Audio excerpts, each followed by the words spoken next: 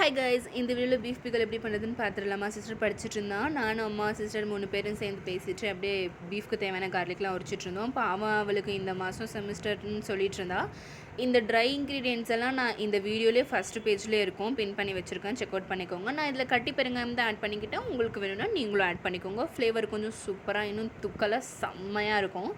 அப்புறமா இந்த அளவுக்கு பொடி பண்ணி வச்சுக்கோங்க. பீஃப் வந்து போன்லெஸ் தான் எடுத்தேன். 2 கிலோ பீஃப் எடுத்தேன், எனக்கு கரெக்டாக இருந்தது. 2 கிலோ பீஃப் எடுத்து அது கூட ஜிஞ்சர் கார்லிக் பேஸ்ட்டு, டர்மரிக்கு தண்ணி, கல்லுப்பு சேர்த்து விசில் விட்டு எடுத்துக்கோங்க. நல்லா அது ஸ்மாஷ் ஆகி வர வரைக்கும் குக் பண்ணி எடுத்துக்கோங்க விசில் விட்டு. அப்புறமா அதுலேயே கொஞ்சம் தண்ணி இருக்கும். ஆஃப்டர் விசில் விட்டு எடுத்ததுக்கப்புறமா அந்த தண்ணியை என்ன பண்ணணும்னா அப்படியே திருப்பிட்டே இருந்திங்கன்னா குக்கர் வந்து ஹை ஃப்ளேமில் வச்சு தண்ணியெல்லாம் வற்றிட்டு இந்த மாதிரி வந்துடும். அதுதான் வந்து அதோட கன்சிஸ்டன்சி. அப்புறமா அதே கேப்பில் வந்து நான் ஒரு 10 லெமனை வந்து பிழிஞ்சு எடுத்துக்கிட்டேன். உங்களுக்கு வேணும்னா நீங்கள் 15 கூட போட்டுக்கலாம்.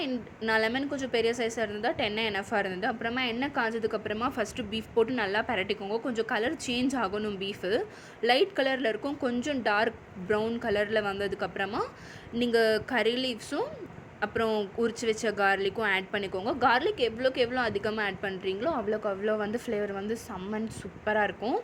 உப்பு பார்த்து ஆட் பண்ணிக்கோங்க. வேணும்னா இப்போ நீங்கள் சால்ட் கூட போட்டுக்கலாம், ஒரு பிரச்சனையும் கிடையாது. பட் எனக்கு உப்பு கரெக்டாக இருந்தது.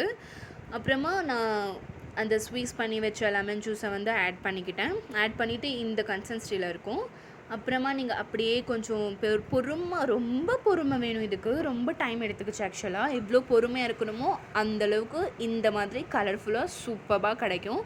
நீங்கள் எதுக்கு வேணாலும் வச்சு சாப்பிட்லாம். Chapati, dosa, idli, rice, curd rice எல்லாத்துக்கும் டாப் நாச்சாக இருக்கும். கண்டிப்பாக ரெசிபி சேவ் பண்ணி ட்ரை பண்ணி எப்படி இருக்குன்னு கமெண்ட் பண்ணுங்கள். பாய்.